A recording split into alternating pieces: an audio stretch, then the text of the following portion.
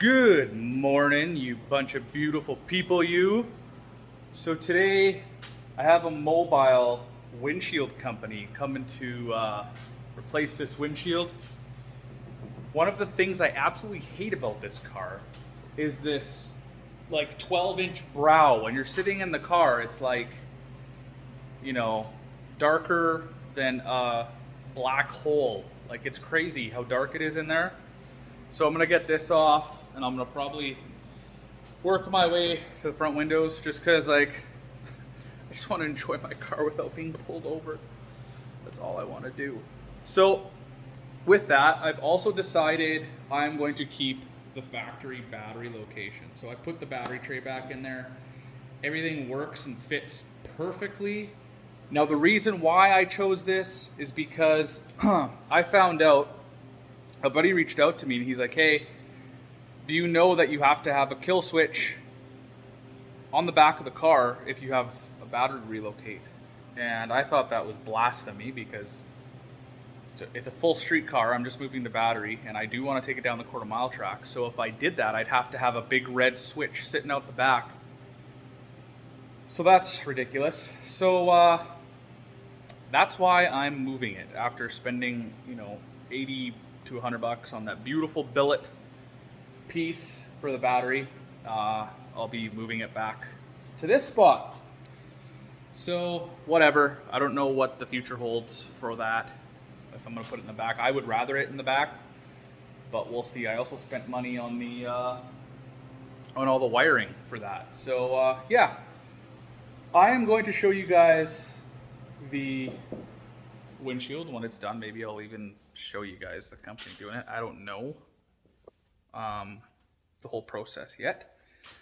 Got the IS300 badge on. I don't know if I showed you that, but really proud of that.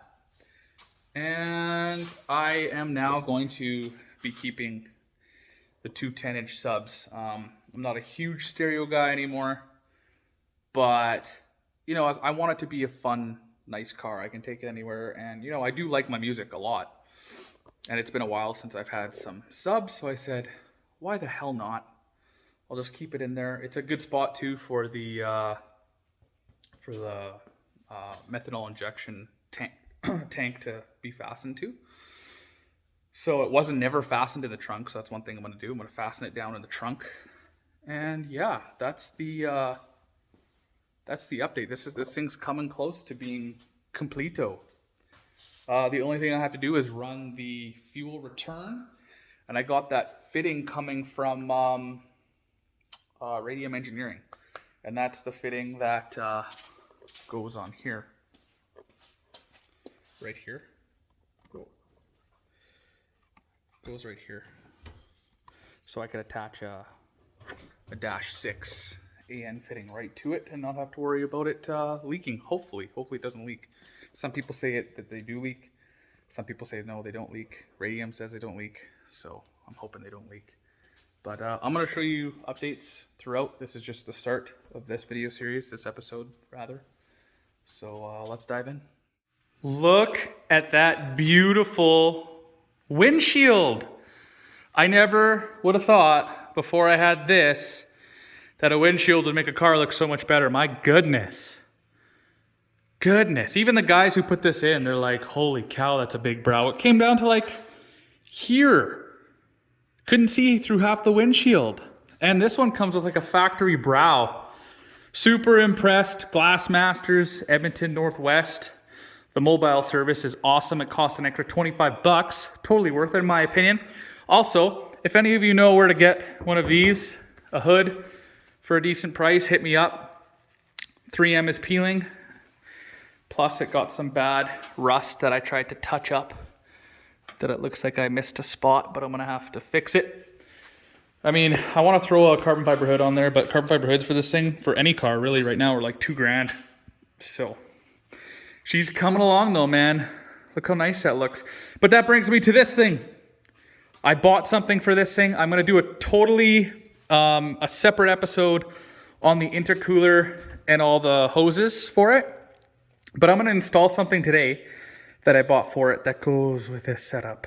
And I want to do it because I want to see how I like it before I put it on the brand new intercooler that's been Cerakoted. So give me 1 second. Ta-da! Blow-off valve. This is a Amazon blow-off valve. I seen someone on the pages post it with super good results. It didn't leak. It's like $70 shipped to my door.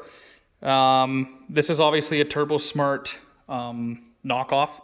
TurboSmarts are like $450, $500 for this thing. I can't justify spending that much money when the blow-off valve on the stock, the stock blow-off valve does a superb job.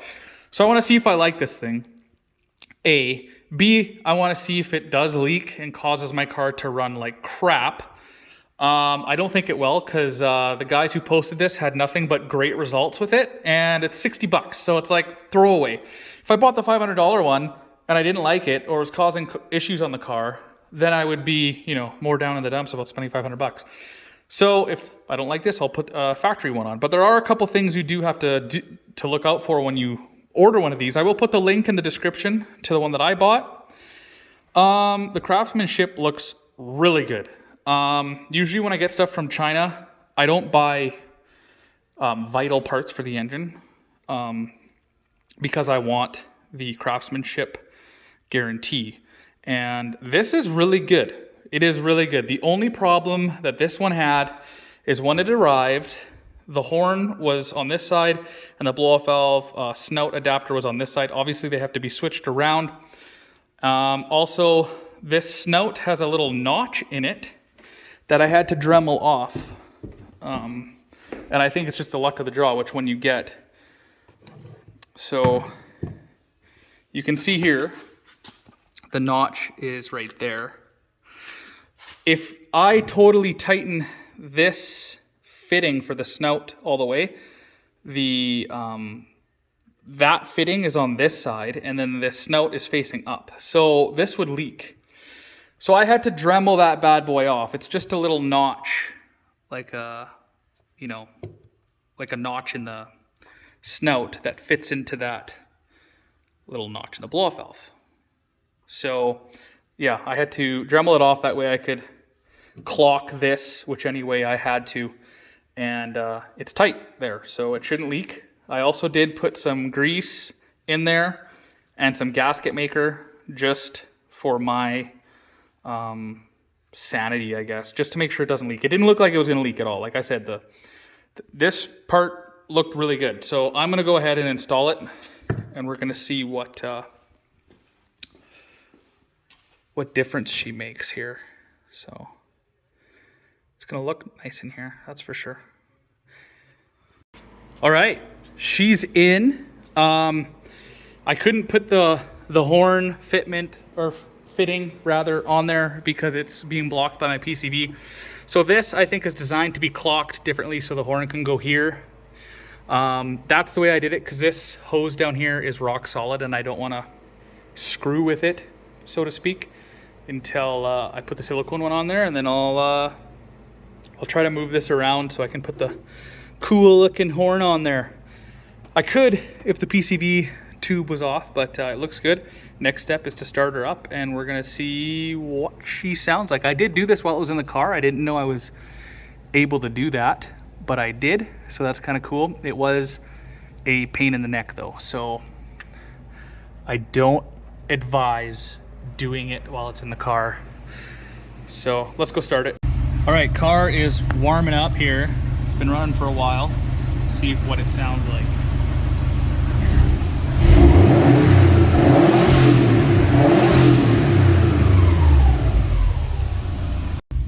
Sounds pretty good. With this particular blow-off valve, you can adjust hard or soft, and I'm not really sure where I want it. I want it so it's not leaking. So maybe trial and error it, I guess, but let's go see what it's like if I turn it down a bit. All right, so it says harder, spin this way, softer, spin the opposite way. So I just gave it a little bit. So go see if that makes any difference whatsoever. All right, so as you've seen, I undid the top there a bit. Let's see what she sounds like now.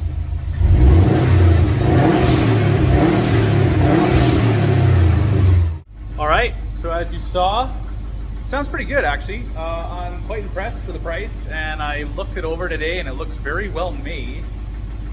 That hollow knock on my car is still bugging the crap out of me. It does not sound like knock, but it's a hollow, slight knock. And every professional I take it to, they're like, no, that's not rod knock. That's not rod knock. Every time I do the oil change, I cut open the filter 3 times, and nothing. It's as clean as a whistle. The oil is superbly clean too.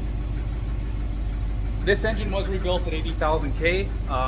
Maybe they used forged pistons, and forged pistons are known to, you know, have piston slap throughout its life in the car. So just because the different metals heat at different rates, right? So who knows? It runs and drives perfectly fine. I have a new engine for it back there. Literally brand new engine for it in a Subaru box. If anything goes, new engine goes in it. I really like this car.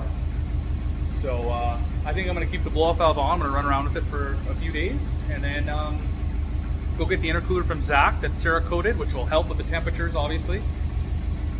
Throw her on and enjoy the car. But that's all I have for you today. The kit is awesome. It comes in this box.